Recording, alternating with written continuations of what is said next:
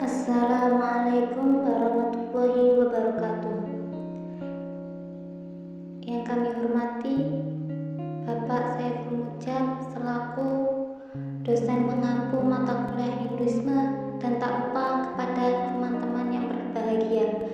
Di sini kami dari kelompok 3 yang beranggotakan saya Lulu Imratul Hasanah, Vina Violiana Tantri, Al-Rista Kori Asmola, serta Muhammad Abdul Rahim izin mempresentasikan materi kami yang bertema konsep ketuhanan dalam agama Hindu. Pengertian Trimurti. Trimurti dalam kitab Sanskerta yaitu 3 bentuk. Sedangkan dalam agama Hindu, Triad ada 3 dewa, Brahma, Wisnu, dan Siwa. Konsep tersebut diketahui setidaknya pada puisi kelahiran Dewa Merak sekitar abad ke-4 hingga ke-5 Masehi. Trimurti dapat diartikan sebagai konsep Mahadewa, yaitu para tokoh ilahi yang utama dalam agama Hindu. Trimurti dianggap sebagai sebuah perwujudan nyata dan kekuatan utama yang mengendalikan alam semesta, yaitu kekuatan untuk menciptakan, kekuatan untuk memelihara, dan kekuatan untuk merusak. Perwujudan itu hadir dalam bentuk para dewa. Para dewa yang ada dalam konsep ini antara lain Brahma, dewa pencipta, Wisnu, dewa perawat, dan Siwa, dewa perusak. Yang selanjutnya, 3 Tuhan dalam Trimurti diantaranya. Yang 1, Brahma. Dewa Brahma dianggap sebagai dewa pencipta alam yang bertugas mewujudkan alam serta isinya. Dalam mengendalikan kekuasaannya, ia didampingi oleh Dewi Saraswati, Dewi kesenian dan pengetahuan. Dewa Brahma memiliki kendaraan khusus yang berupa hewan unggas yang disebut Hamsa, serta kediamannya disebut Satyaloka. Brahma memiliki simbol A. Poin kedua, Wisnu. Wisnu merupakan dewa pemelihara alam semesta dengan kekuasaan mendamaikan umat manusia, memelihara ketertiban, dan mewujudkan kedamaian. Dewa Wisnu didampingi oleh Dewi Sri atau dikenal dengan Dewi Kebahagiaan. Kendaraan dari Dewa Wisnu berupa burung Raja Wali atau Garuda. Dewa Wisnu memiliki simbol U. Sedikit gambaran mengenai Dewa Wisnu diantaranya: 1. Seseorang pria yang berlengan 4. 2. Kulitnya berwarna biru gelap. 3. Di dadanya terdapat simbol kaki resi Virgo. 4. Terdapat simbol Sri Vatsa di dadanya. 5. Pada lehernya terdapat permata Kaustuba dan kalung dari rangkaian bunga. 6. Memakai mahkota yang melambangkan kekuasaannya sebagai seorang pemimpin. 7. Memakai sepasang jiwa. Poin ketiga, Siwa. Siwa merupakan dewa perusak alam. Kekuasaannya mencakup tentang kejahatan manusia seperti timbulnya peperangan, pembunuhan, dan lain sebagainya. Dewa Siwa dalam menjalankan kekuasaannya didampingi oleh Dewi Durga atau sering dikenal dengan Dewi Kematian. Adapun kendaraan khusus dari Dewa Siwa berupa lembu jantan yang disebut dengan Nandi. Dewa Siwa memiliki simbol M. Sedikit gambaran mengenai Dewa Siwa, diantaranya 1. Bertangan 4 yang masing-masing diantaranya membawa Trisula, Camara, Aksamala, dan Gendi. 2. Bermata 3 atau dikenal dengan Trinetra. 3. Menggunakan hiasan kepala berbentuk arda candra atau bulan sabit. 4. Ikat pinggang dari kulit harimau. 5. Hiasan di leher dari ular kobra. Dari ketiga simbol dewa tersebut digabungkan menjadi Aum atau dibaca Om, sebagaimana simbol suci dari agama Hindu. Maka dari itu setiap memulai upacara peribadahan selalu diawali dengan kata tersebut. Brahman atau Tuhan yang Maha Esa. Tuhan dalam agama Hindu sebagaimana yang disebutkan dalam Veda adalah Tuhan tidak berwujud dan tidak dapat digambarkan, bahkan tidak bisa dipikirkan. Dalam bahasa Sanskerta, keberadaan ini disebut Ajitya-rupa, yang artinya tidak berwujud dalam alam pikiran manusia. Pengetahuan mengenai Brahman atau Tuhan pada dasarnya dipandang masuk ke dalam sebuah kajian yang disebut dengan teologi. Kata teologi yang memiliki pengertian sebagai ilmu tentang Tuhan. Secara etimologi dipadankan dengan istilah Brahma Vidya dalam keyakinan Hindu. Brahma yang memiliki arti Tuhan dan Vidya artinya pengetahuan. Sehingga Brahma Vidya sesuai jika dipadankan dengan teologi sebagai sebuah kajian untuk dapat memahami Tuhan secara mendalam. Dalam kajian Brahma Vidya, pengetahuan tentang Tuhan yang tidak beratribut masuk ke dalam wilayah pengetahuan para Vidya. Pada wilayah para Vidya, pengetahuan tentang Tuhan disebut Nirguna Brahman, sedangkan dalam wilayah para Vidya, Tuhan disebut dengan Saguna Brahman. Selanjutnya, Tuhan yang Maha Esa ini disebut dalam beberapa nama, antara lain Brahman, asal muasal dari alam semesta dan segala isinya. Kedua, Purusottama atau Maha Purusa. Yang ketiga, Iswara atau dalam Weda. Yang keempat, Paramajiwa atau dalam Uraspati Tattwa. Selanjutnya, Sang Hyang Widi Wasa atau dalam lontar Purwabhumi Kemulan. Kemudian Data yang memegang atau menampilkan segala sesuatu. Kemudian Adjayoni yang lahir dari bunga teratai. Kemudian Druhina yang bunuh raksasa. Kemudian Viraji yang menciptakan. Kemudian Kamalasana yang duduk di atas bunga teratai. Kemudian Srista yang menciptakan. Kemudian Prajapati, raja dari semua makhluk atau masyarakat. Kemudian Veda, ia yang menciptakan. Kemudian Vidata yang menjadikan segala sesuatu. Kemudian Visvars yang yaitu ia yang menciptakan dunia. Kemudian Vidi yang menciptakan atau yang menentukan atau yang mengadili. Kemudian Brahman memiliki 3 aspek.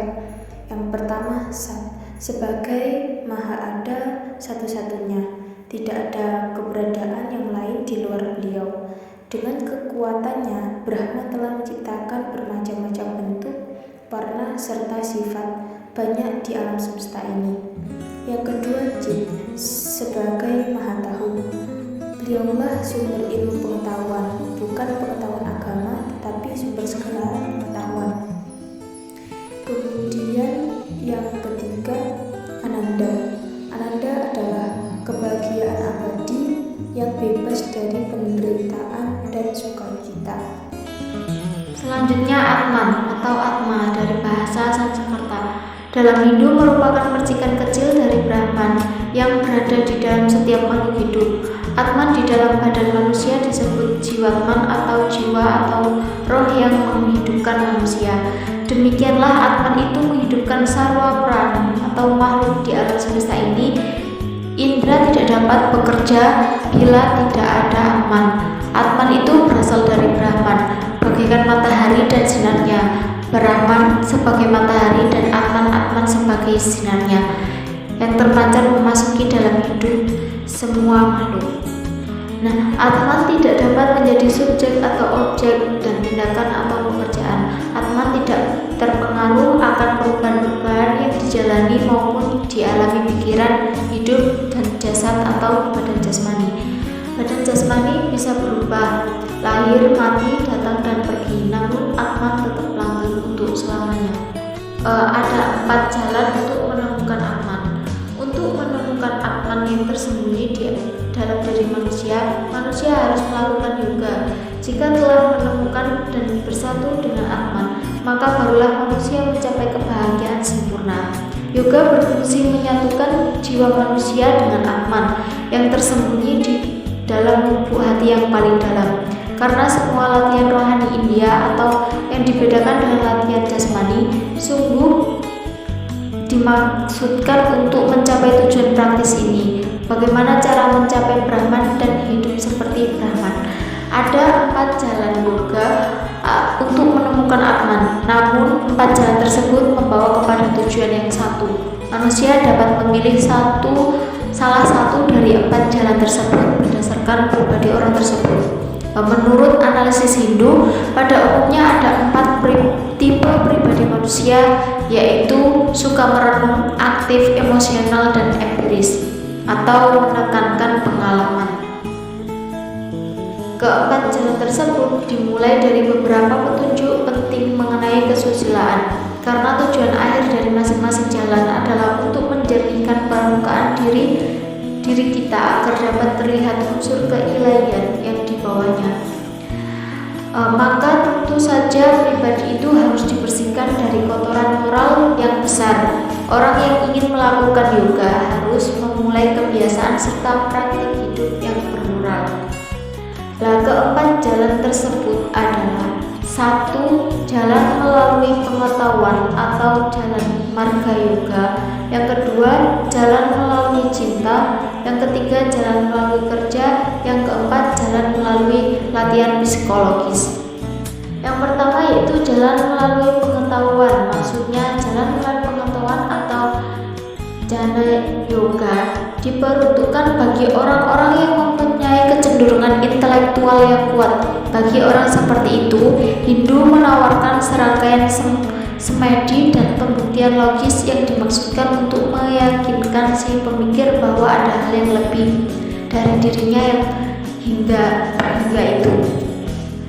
Jalan untuk memperoleh pengetahuan ini terdiri dari 3 langkah, yaitu mendengar, berpikir, dan pengalihan. Pertama adalah mendengar, yakni mendengar ucapan dari orang-orang bijaksana dan kitab-kitab suci. Tujuannya agar orang yang bersangkutan berkenalan dengan hipotesis pokok bahwa di pusat jati dirinya terdapat sumber kehidupan yang tak terhingga, yang tidak dapat dipadamkan.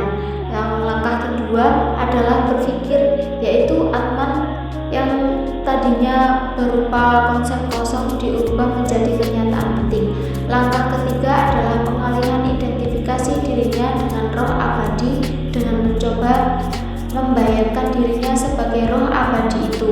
Ia harus melihat dirinya dari sudut pandang yang berbeda, seolah-olah ia adalah pribadi yang berbeda karena memang dirinya adalah fana dan hanya Atman yang nyata. Yang kedua, menemukan Atman dengan jalan melalui cinta. Jalan melalui cinta atau bhakti yoga berbeda dengan jana yoga. Dalam jana yoga, gambaran tentang Tuhan bagaikan suatu samudra yang tak berhingga dan berada di dasar diri kita. Tuhan dibayangkan sebagai diri yang merembesi segala sesuatu yang sepenuhnya berada di dalam manusia ataupun di luar manusia.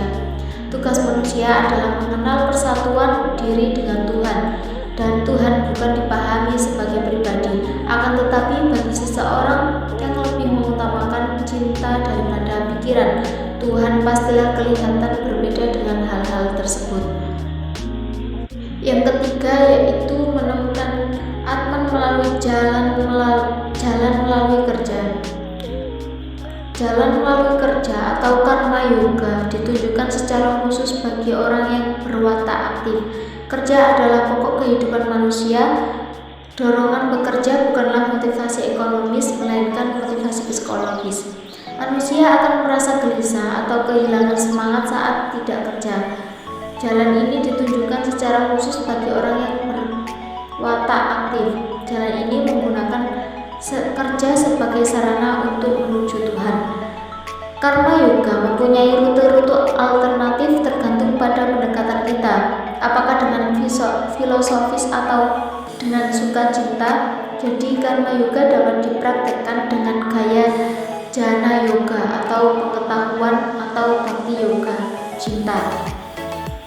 Pekerjaan dapat menjadi wahana menuju Tuhan melalui kedua hal tersebut, karena agama Hindu mengajarkan bahwa setiap tindakan yang dilakukan pada dunia di luar kita mempunyai reaksi yang sepadan di dalam diri pelakunya. Yang keempat, jalan melalui latihan psikologis. Jalan melalui latihan psikologis disebut juga Raja Yoga karena jenis yoga ini mampu membawa orang ke taraf yang tinggi. Satu-satunya syarat yang diperlukan untuk menempuh Raja Yoga ini adalah dimilikinya suatu dugaan kuat bahwa diri manusia sebenarnya jauh lebih mengagumkan dari yang kita sadari saat ini. Orang yang melakukan Raja Yoga akan melakukan percobaan terhadap rohaninya sendiri dengan hipotesis bahwa Atman ada di dalam lapisan-lapisan diri manusia. Tujuan Raga Yoga adalah untuk membuktikan keabsahan dari pandangan tentang lapisan-lapisan ini. Tahap-tahap dari Raja Yoga ada 8 tingkat, namun dapat dibagi menjadi 4 bagian, yaitu A. Persiapan etis atau persiapan di bidang kesusilaan, yaitu tidak membunuh atau membenci apapun, juga tidak mencuri, tidak berbuat mesum, tidak berbuat curang, dan harus murni secara batin. Yang B. Persiapan badani. C. Merenung. D. Semedi. Tubuh dan pikiran menjadi mati terhadap segala perangsang dari luar. Hanya sandaran yang direnungkan itulah yang tinggal bersinar, itulah semedi. Selanjutnya adalah sifat-sifat Atman. Dalam Bhagavad Gita dijabarkan mengenai sifat-sifat Atman, diantaranya adalah asedya, tak terlukai oleh senjata; adahya, tak terbakar oleh api; akledia, tak terkeringkan oleh angin; aceshah, tak terbasahkan oleh air; nitya, abadi; sarwagata, di mana-mana ada; satanu, tak berpindah-pindah; acala, tak bergerak; awyakta, tak dilahirkan; acintya, tak terpikirkan; awikara, tak berubah dan sempurna, tidak laki-laki ataupun perempuan; sanatana, selalu sama. Sekian presentasi dari kami. Apabila ada kurang dan lebihnya, kami mohon maaf yang sebesar-besarnya. Akhirul kalam, wallahu muwaffiq ila aqwamit thoriq. Wassalamualaikum warahmatullahi wabarakatuh.